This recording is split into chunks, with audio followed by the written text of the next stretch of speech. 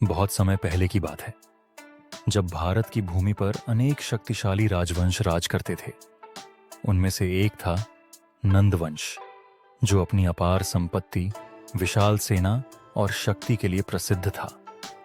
मगध राज्य के सिंहासन पर धनानंद नामक राजा का शासन था। वह एक अहंकारी और लालची राजा था, जिसे अपनी प्रजा की कोई चिंता नहीं थी। वह केवल अपने खजाने को भरने में ही लगा रहता था।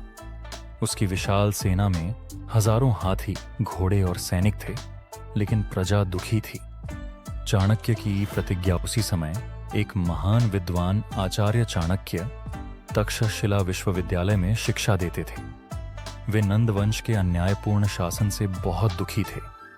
एक दिन वे धनानंद से मिलने पाटलिपुत्र पहुंचे।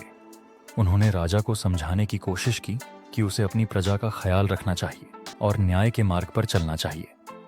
लेकिन अहंकारी धनानंद ने चाणक्य का अपमान कर दिया और उन्हें दरबार से बाहर निकलवा दिया। यह चाणक्य के लिए सहन करना असंभव था। उन्होंने प्रतिज्ञा ली, मैं नंद वंश का अंत करके ही रहूंगा और एक नए शक्तिशाली साम्राज्य की स्थापना करूंगा। चंद्रगुप्त की खोज चाणक्य ने देश भर में घूमकर एक ऐसे योग्य व्यक्ति की तलाश की जो नंद वंश को समाप्त कर सके।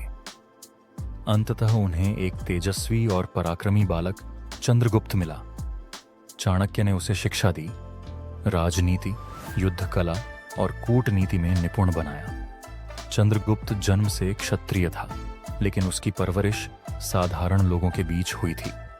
चाणक्य ने चंद्रगुप्त को एक महान योद्धा और कुशल नेता बना दिया। जब वे तैयार हो गए तो उन्होंने नंद वंश के खिलाफ विद्रोह करने का निर्णय लिया। नंद वंश के खिलाफ युद्ध चंद्रगुप्त और चाणक्य ने कई छोटे राज्यों के राजाओं को अपने पक्ष में किया और एक शक्तिशाली सेना तैयार की। पहले उन्होंने सीमावर्ती क्षेत्रों पर हमला किया, फिर धीरे धीरे नंद वंश की राजधानी पाटलिपुत्र की ओर बढ़े। राजा धनानंद को यकीन था कि कोई भी उसकी विशाल सेना को पराजित नहीं कर सकता, लेकिन उसे चाणक्य की कूटनीति का अंदाजा नहीं था। चाणक्य ने धनानंद के मंत्रियों और सेनापतियों को अपनी ओर मिला लिया। इससे उसकी सेना में फूट पड़ गई। अंतिम युद्ध और नंद वंश का विनाश। आखिरकार पाटलिपुत्र के बाहर एक भयंकर युद्ध हुआ। चंद्रगुप्त की सेना ने बहादुरी से लड़ाई लड़ी। धनानंद का सैन्य बल कमजोर पड़ चुका था और अंततः चंद्रगुप्त ने राजमहल में प्रवेश कर लिया। धनानंद को बंदी बना लिया गया। चाणक्य ने उसे चेतावनी दी कि यदि उसने दोबारा सत्ता पाने की कोशिश की तो उसे प्राणदंड दिया जाएगा। धनानंद को महल से बाहर निकाल दिया गया और वह कहीं अज्ञात स्थान पर चला गया। इस प्रकार नंद वंश का अंत हुआ। एक नए युग की शुरुआत। अब चंद्रगुप्त मौर्य मगध के नए सम्राट बने।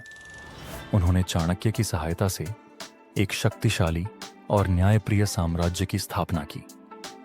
प्रजा खुशहाल हुई, व्यापार बढ़ा और पूरा भारत एक नए युग में प्रवेश कर गया।